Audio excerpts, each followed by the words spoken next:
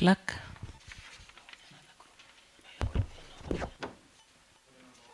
Session of oath. Proceed. Order number 2, communication from the chair. Honorable members, in our gallery, we want to recognize the presence of students accompanied by their teachers who have a delegation from Pioneer Nova School who have visited the County Assembly of Uasin Gishu to learn and get to see what the assembly is doing. We want to say welcome, and we want to ask all the students and the teachers to stand and bow. Thank you. Feel most welcome. You will be following these proceedings in silence. And on that note, I would kindly request honorable members to appreciate them parliamentary way. Well, so much, and I hope by the time you will be leaving this presence of parliament, you will have learned something. Feel most welcome. Clerk. Order number 3, messages. Next order. Order number 4, petitions. Proceed. Order number 5, papers. Next order. Order number 6, notice of motion. Honorable Kebene Moses, Member of County Assembly representing Simat Kapseret. Thank you, Madam Speaker. Let me take this opportunity to welcome our visitors to the County Assembly of Uasin Gishu. Madam Speaker, I want to give a notice of motion where that Section 53(1) of Traffic Act Cap 403 states that no vehicle shall be allowed to remain in any position on any road so as to obstruct or to be likely to obstruct or cause inconvenience or danger to other traffic using the road. Further aware that Section 35(2) of Uasin Gishu County Transport Act 2015 mandates County Executive Committee member CECM for Roads, Transport and Public Works to designate and reserve parking space for trailers, lorries and trucks carrying cargo within the county or in transit. Concerned that trucks have been loading and offloading goods along main streets in town, hence obstructing motorists and pedestrians. This Honorable House urges the County Government of Uasin Gishu through the Department of Road, Transport and Public Works to ensure loading and offloading of trucks to be done in the back streets and other convenient places. Thank you, Madam Speaker.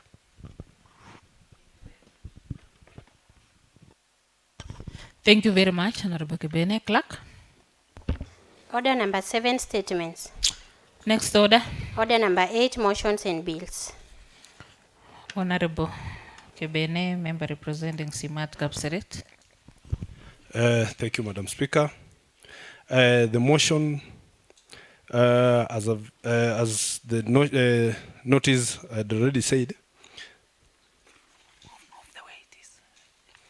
I want to move the motion aware that Section 53(1) of the Traffic Act Cap 403 states that no vehicle shall be allowed to remain in any position on any road so as to obstruct or to be likely to obstruct or cause inconvenience or danger to other traffic using the road.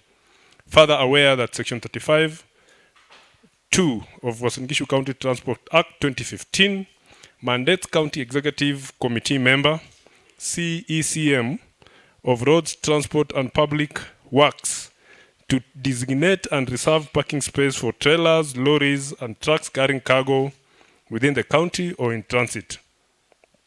Concerned that traffic have been loading and offloading goods along main streets in town, hence obstructing motorists and pedestrians.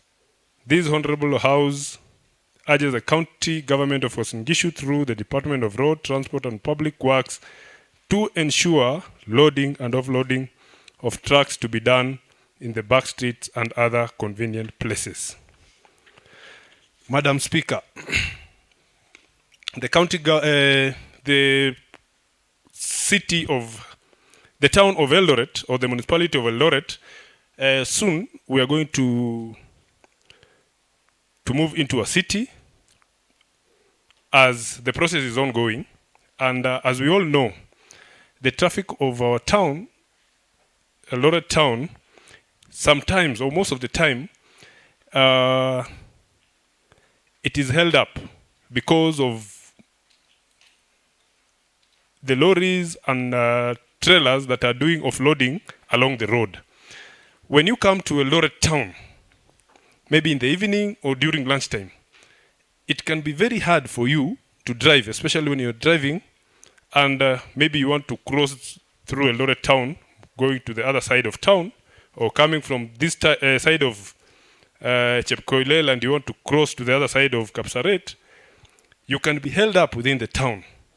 When you do further investigation, you will realize the reason why you are stuck within the town, stuck in traffic, is because there's a lorry somewhere that was parked, or there's a trailer somewhere that was offloading goods to a certain shop. And that is why the traffic has built up. The main reason of this motion, and the way I think should be done, is that this county government of Uasin Gishu should at least encourage, or this motion, we're bringing this motion so that we will force the trailers and all those people who are, the trailers and lorries that are doing offloading for the shops, either to be doing very early in the morning when the traffic is very minimal, or at night when there's no traffic within town. The other reason is because the town of Eldoret is going to be a city. We do have spaces outside town, maybe towards the side of Kapsaret or this other side of Chepkoilel, whereby traders can build go-downs. And instead of offloading in town, the go-downs, traders and the transporters can go and offload their goods at those go-downs outside the town.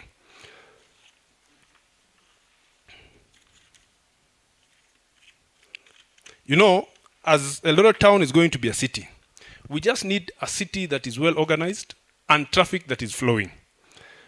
For example, we do have a referral hospital within our town, and ambulances sometimes are in a rush to go and rescue somebody or to bring a patient to hospital that needs an emergency. Unfortunately, the ambulance cannot move because of traffic. And as we all know, sometimes oxygen, let's say if a patient that is suffering from oxygen, there's less oxygen in the ambulances. If that ambulance, probably the timing is coming from Kakamega Hospital and the patient has been referred to referral hospital in Eldoret, the distance covered is like 2 hours or 2.5 hours, all the way from Kakamega to Eldoret. When the traffic is stuck down on the other side of Paul's Bakery and the patient or the ambulance is supposed to cross the town to referral, it can take even 1.5 hours. And probably at that time, we might end up losing the patient. But the main reason, apart from motorbikes, is this menace of parking lorries, trucks that are doing offloading along the roads. And not only in town, even somehow outside the town, because some of these things are done and at the end of the day, it can cause accidents and people might end up losing life because of the guidelines which are not there. I'm urging, I do ask this Honorable House, kindly let us support this motion so that it can be implemented and let us improve our town as we expect very soon this town to be transformed into a city. I do ask Mheshimiwa Honorable Francis Muya Mwangi, who also happened to be my neighboring ward, from Langas to second the motion, Madam Speaker. Thank you. Honorable Francis Muya Mwangi. Asante sana Madam Speaker.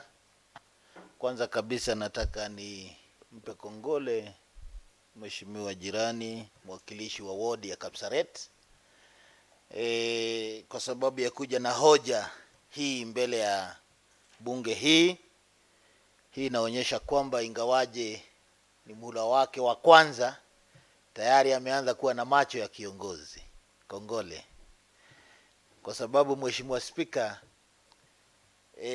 hatutakuwa viongozi kana kwa iwapo hatutaleta mabadiliko katika mji huu ama jiji hili letu kuhakikisha kwamba tumeboresha. Madam Speaker, ninasimama kuunga mkono hoja hii na nina sababu ambazo ninafanya vile. Mji wetu wa Eldoret, tukifuata historia, yasemekana kwamba ilikuwa imekisiwa kwa watu wanaokisiwa 15,000 wakienda sana 50 walioijenga. Lakini leo hii ukihesabu watu ambao wako katika mji huu wa Eldoret kwa siku moja ni namba kubwa sana. Inakisiwa ni zaidi ya watu 150,000.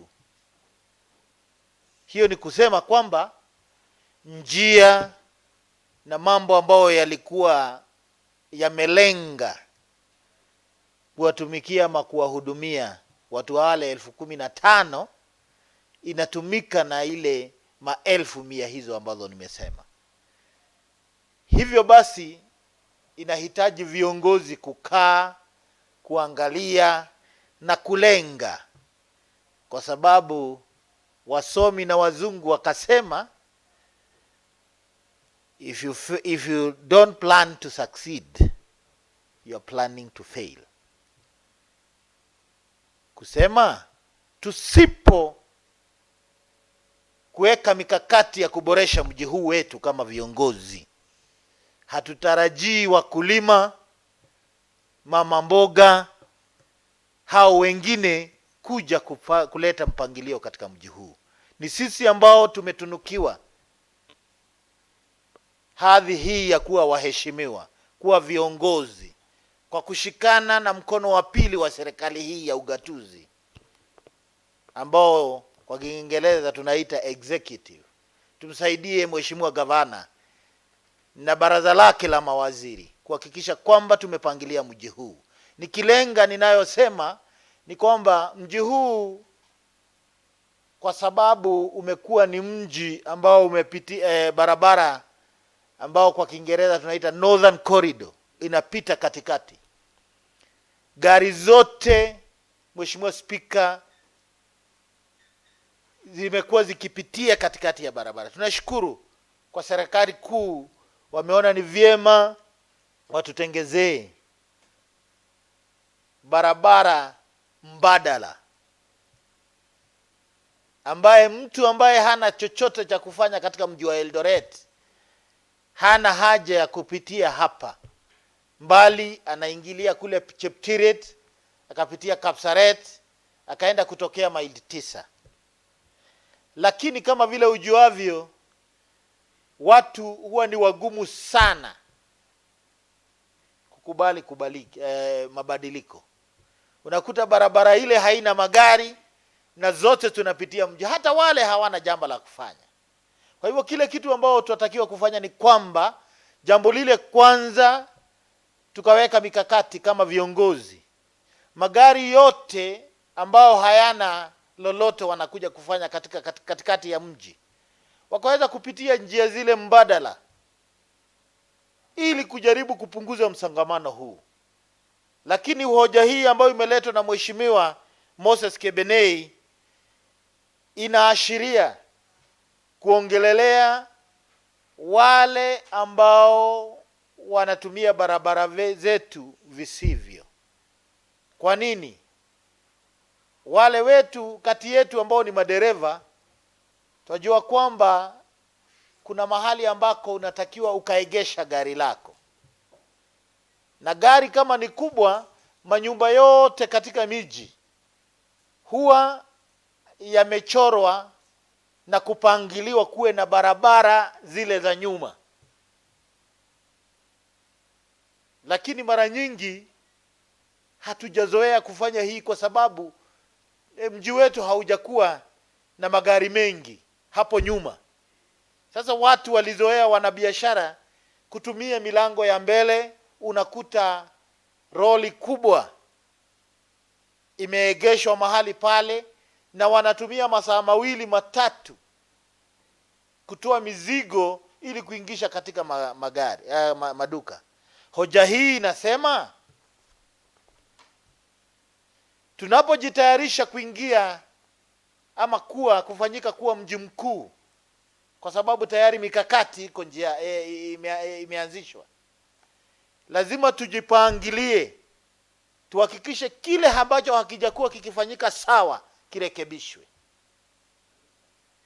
Madam Speaker, wajua kwamba hata kwa mfano nikitoa na sio kudunisha kina mama wetu ambao wametulea, mama anapojua kwamba ninatarajia mtoto, anajua kwamba miezi 9 mimi nitakuwa ninagojea mtoto kwa ajili. Order.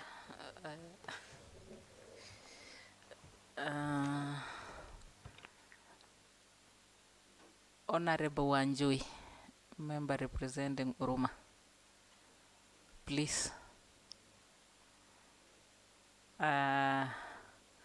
allow these proceedings to proceed. Do the nitty-gritty. You are not officially dressed to attend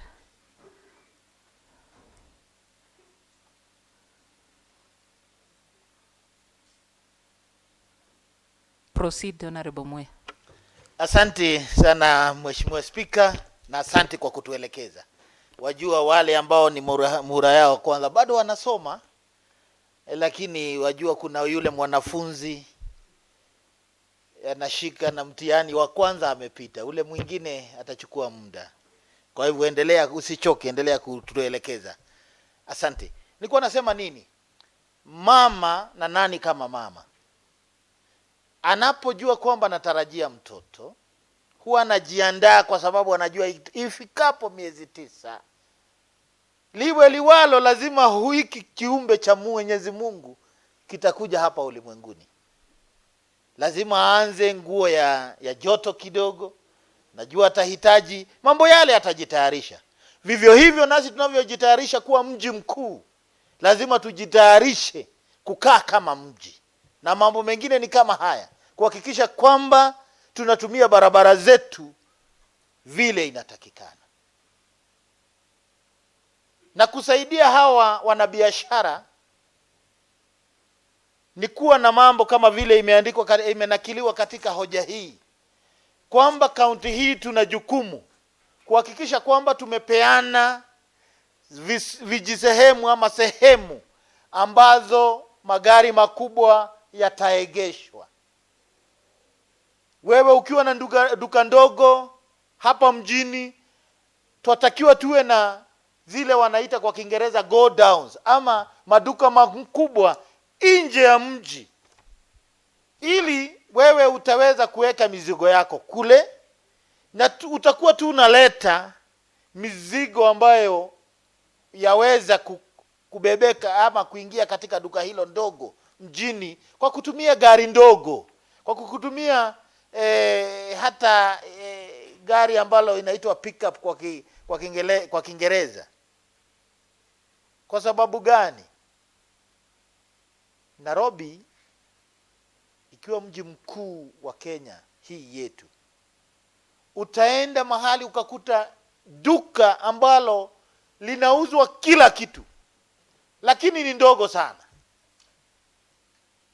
Kile wanafanya kule ambako kuna sehemu za kufanyia biashara, wanaita industrial area, Unakuta watu wamechukua majumba makubwa ya kuweka mizigo yao, na wanaleta tu zile vitu wanajua kwamba itatoshea siku ile. Hii Eldoret hii imekuwa ni kero, kwa sababu unapokuta mtu ambaye ameegesha gari vibaya, atakujibu akwambie mji huu ni wetu. Ni kweli ni wenu, hata mimi ni wangu, lakini tuitumie vyema sisi zote. Madam Speaker, ama Mheshimiwa Speaker, hoja hili watu wanaweza kuliona na wakalichukulia kimakosa, lakini iwapo tunataka kuwa mji mkuu, lazima tuwe na miswada kama hii, tuelekeze watu, tuelekeze wanabiashara, tuelekeze wenye magari. Jambo hili la kukaa kama tulivyokuta wazazi wetu wakiishi, lazima lifike mwisho. Nilijaliwa kukuta wakati ambako nikikuwa mji huu wetu, kiongozi wa wakati ule mwenda zake hayati Mzee Moi, wajua nyakati zetu tulizaliwa tukakuta Moi, sisi tulizaliwa tukamkuta akiwa deputy, akiwa makamu wa rais. Kuna watu walikuta akiwa katika rais, wakasoma wakajua kwamba rais wa nchi anaitwa Moi, kiwango ya kwamba waliendelea kuuliza na Moi wa Uganda anaitwa nani. Hayati Mzee Moi alijaribu kuleta zile wanaita traffic light, kwa Kiswahili ni muundo wa kisasa unaoelekeza magari vile wanatumia barabara. Ukienda nchi zilizoendelea, ukienda mji mkuu wa Nairobi, utakuta mahali ambako mataa yale yanatumika. Lakini ajabu ni kwamba, Mheshimiwa Speaker, ilibidi wazo hili nzuri ifikishwe kikomo, kwa sababu magari yaligongana. Watu ikaeleweka kwamba watu walizoea kuendesha matrakta kule shambani, kukuja mjini hawakuwa wameelekezwa jinsi ya kutumia haya mataa. Kwa hivyo nataka kusema nini? Ni vyema kama viongozi tuanze kusema, ni vyema tupangilie mji wetu. Unatakiwa kupakia gari lako wapi, kuagesha gari lako wapi? Wanatakiwa kutolea mizigo yako wapi? Hata hii mambo ya bodaboda ndio ni ndugu zetu. Ni ndugu zetu, wanatafuta pato la siku. Lakini Mheshimiwa Speaker, ni vizuri tuwaambiane ukweli kwamba wakati ambako idara husika wanasema kwamba sako hizi za bodaboda zatakiwa kufanyia kazi mahali fulani, kama viongozi tunatakiwa kuchangia na tukapeana mwelekeo. Tusipofanya hivyo, yawezekana tujikute kama mji mkuu wa Uganda, Kampala, mahali ambako unafikaga ni wakati wa jioni, hata askari anashindwa kupeana mwelekeo. Swahili akasema, ukiona mwenzako kichwa kinanyolewa, tia chako maji.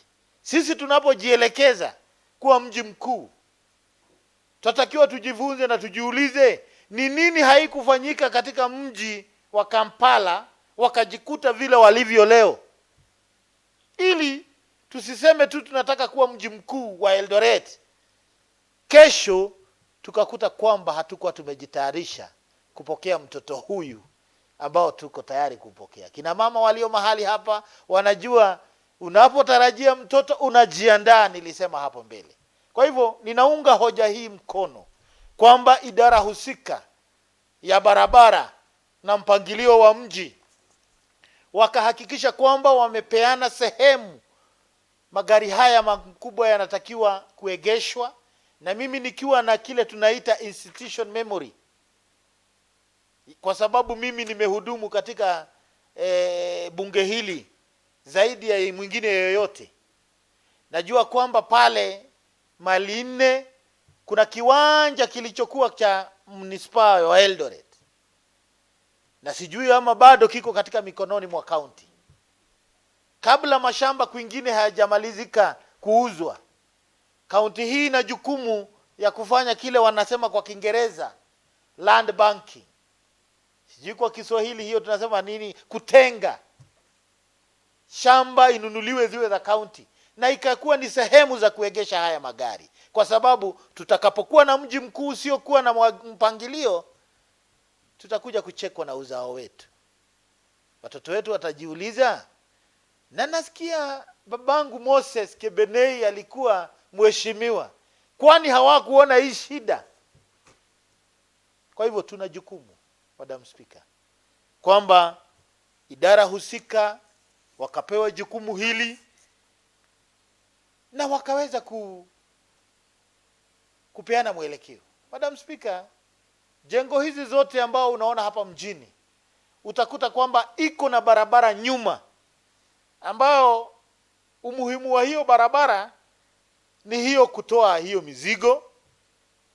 Kama kuko na shida ya maneno inaitwa ya kuchukua takataka, yote inatakiwa kufanyika katika nyuma ya hizo jengo. Lakini je, swali ni je, tunatumia hizo sheria vile inatakikana? Kwa hivyo ni idara husika kuhakikisha, kwa sababu kuna sheria, ni kuhakikisha kwamba tu mambo haya yamefanyika pasipo kuumiza watu wetu, waelekezwe. Ni kama yule mtoto wako unayemkuza kwamba hii si sawa, ukiguza hii moto itakuchoma. Vivyo hivyo hata watu wetu hapa mjini waelekezwe, waelezwe kwamba imefika kiwango tukitarajia kuwa mji tufanye mambo vile inastahili. Tusipofanya hivyo, sisi tutatamani kukuja mji huu bila magari. Mheshimiwa Spika, ninaomba waheshimiwa wenzangu walio katika jengo hili ama bunge hili siku ya leo, najua kwamba wengi wameenenda kazi na ndiposa tuwaonekana wachache, na itahitaji kwamba kama mwelekezi wa jengo hili, uongozi, tukaweza kusema ni lini kamati zatakiwa kutoka nje. Sitataka kutoka hapa kama sijasema. Wakati ambao ulipita tulikuwa tumesema kwamba kamati yote ambayo inatoka nje wajaribu kufanya hivyo siku baada ya kazi ya Alhamisi. Kwa hivyo sitaki kusema kwamba nimepeana mwelekeo, lakini tuangalie, kwa sababu siku ya Jumatatu, Jumanne, Jumatano, Alhamisi tuko na jukumu la kuwahudumia wananchi katika nyumba hii. Kwa hivyo Madam Speaker, nataka kuunga hoja hii na kuwauliza waheshimiwa wenzangu kwamba waweza kuona kana kwamba inaelekea mtu. La hasha, tunajitayarisha tu kwa ajili ya huyu mtoto ambao tu karibu kumpokea, anaitwa mji mkuu. Kila jambo nzuri huja na shida zake. Tuanze kueleza watu wetu, na sio katika tu haya majengo. Tuna jukumu hata kaunti hizi stages ama mahali pa kuegesha magari ya abiria, tuwatakiwa tuanze kufikiria ni wapi nje ya mji, kwa sababu mara nyingi tunajua kwamba madereva wa gari za kubeba watu ama abiria, tuwasema kwamba mara nyingi hawaangalii sheria. Si ati hawaangalii sheria za barabara, wanataka kupeleka hawa wangwana wafike mahali warudie wengine kabla masaa haijafika ama haijakwisha. Kwa hivyo tuanze kukua na hiyo maono makubwa, kuona ni nini tunapotarajia mji tunatakiwa kufanya hatujafanya. Tusipofanya hivyo tutakuta mwana si wetu, kama vile Mswahili alisema. Kwa hivyo mimi nataka kusema kwamba na kuwasihi, kuwaomba radhi waheshimiwa walio katika jengo hili siku ya leo, muone heri kupitisha hoja hili ili waziri husika, idara husika wakaweza kufanya kile kilicho katika mikono yao kutuelekeza. Ninapomaliza Mheshimiwa Spika, nataka nichukue fursa hii, naona tuko na wageni, kuambia karibu. Naona ni wanafunzi, na kuwakumbusha kwamba wao ndio viongozi wa kesho. Wamekuja mahali hapa kuona ni nini katika bunge twafanya. Kesho uongozi uko katika mikono yao. Kwa hivyo nitawaambia tu kwamba wakaweza kufanya bidii katika masomo yao. Ndani yao kuna viongozi, ndani yao kuna madaktari, ndani yao kuna wale wanatarajia kuwa, na hakuna kizuri kisichofanyiwa kazi. Kuna watu pale nje wanatamani kurudi katika sare za shule, kwa sababu walipokuwa ndani ya hizo sare hawakutia bidii, hawakufanya vile walitarajiwa kufanya. Leo hii wanauliza wasaidiwe kule nje. Kwa hivyo wana jukumu, watumie hizo sare vyema na watumie muda wao kule shuleni vyema ili kuboresha nchi yetu hapo. Kwa hivyo Madam Speaker, ninaunga hoja hii na kuwauliza wenzangu tukaipitishe, na nataka kukomea pale kwa kusema kwamba ninaunga mkono. Asante.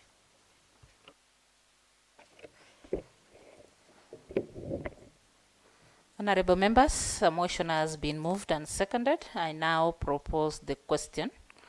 Aware that Section 53, subsection 1 of the Traffic Act Cap 403 states that no vehicle shall be allowed to remain in any position on any road so as to obstruct or to be likely to obstruct or cause inconvenience or danger to other traffic using the road. Further aware that Section 35, subsection 2 of the Uasin Gishu County Transport Act 2015 mandates County Executive Committee member, CECM, for roads, transport and public works to designate and reserve parking spaces for trailers, lorries and trucks carrying cargo within the county or in transit. Concerned that trucks have been loading and offloading goods along main streets in town, hence obstructing motorists and pedestrians. This Honorable House urges the county government of Uasin Gishu through the Department of Roads, Transport and Public Works to ensure loading and offloading of trucks be done in the back streets and other convenient places. Ensuing debate. Honorable Caroline. Thank you, Honorable Speaker, for this opportunity. I stand in support of the motion on the floor that the county government of Uasin Gishu, through the Department of Roads, Transport and Public Works, ensures that loading and offloading of trucks be done in designated areas. Madam Speaker, lately we've witnessed a lot of influx of people into this town. We've also seen rapid growth of hardwares, wholesalers or wholesale stores and other premises. We've also seen, because of the large population, a lot of motorcycles, private vehicles, public vehicles, all these being road users who are subjected to insecure and designated offloading and loading zones. Most of these areas, Madam Speaker, are poorly lit. Most of them are invisible. Remember, our town now, because of the high population, are overcrowded. Most of the streets are overcrowded. In the process, having hardwares, wholesalers, wholesale stores, and other areas that need this loading and offloading of their goods and wares subjects our population to hazardous instances. We've seen that there is poor signage, poor labeling. No one is there to control the traffic in areas where loading and offloading is being done.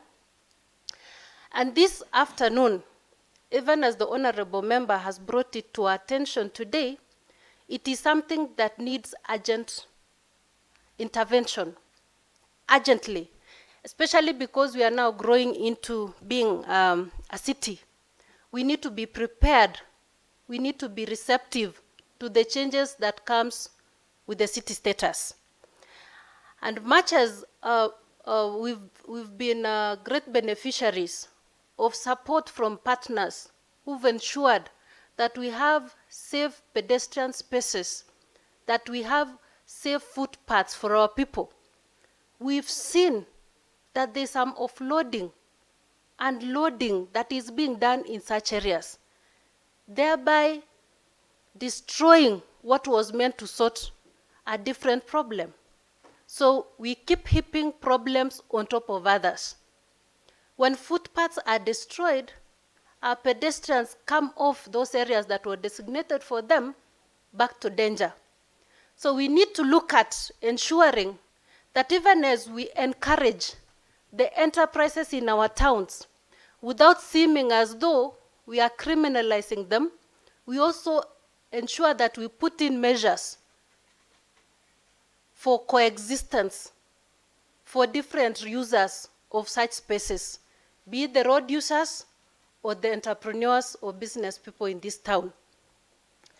The offloading and loading has greatly been talked about trucks, but we've also seen pickups, we've seen motorbikes with very large cargo doing loading and offloading in areas that shouldn't be, in areas where such activity shouldn't be taking place. So this afternoon, Madam Speaker, would like to see ways in which the county can adopt this and ensure that these people are given designated places, designated times. Personally, being a resident of this town, I've seen some of them offloading even at night. And there is poor lighting at that time in most of these areas. In the process, you are exposed to dangers, falling glasses, poorly stacked wares, dangers of being pricked, because even as you walk at times, there are things that you step on.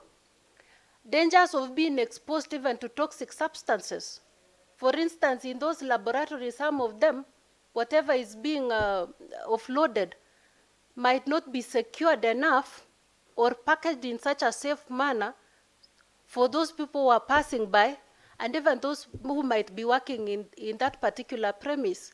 So no one has been keen on ensuring that whatever is being loaded and offloaded in our county here is being looked into. So we would like to recommend, or as part of the solutions, that these people be given designated places to do that. I know in our motion today they have mentioned the back street, where it is not being utilized maximally. But that's not the only place. There can be places that have been put aside, specially designed for loading and offloading. There can be areas, other safe spaces that can be used for that. We also want to see adequate lighting in areas where the loading and offloading is being done. During the day, we can take advantage of the nature's provision of the sun. But during such times or in areas where there is, that is dark, and especially where it is widely used by the public, we want to see that there is adequate lighting, Madam Speaker. We also want to see that there is adequate traffic control, and traffic being vehicles and even the movement of pedestrians. We want to see that there is proper signage. We want to see that there is an indication of narrowing of roads to slow down the movement of people and vehicles.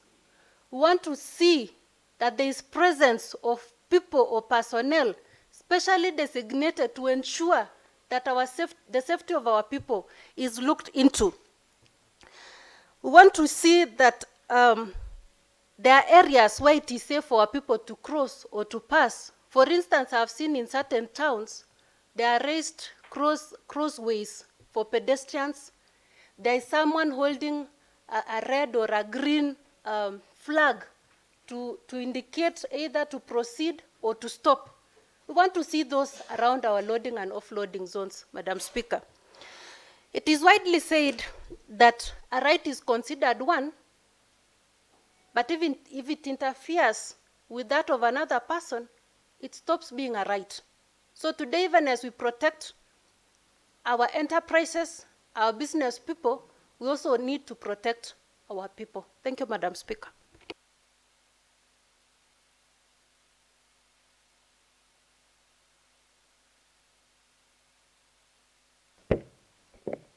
Honorable members, I'm seeing nobody has shown of any further contribution, and I now want to put the question.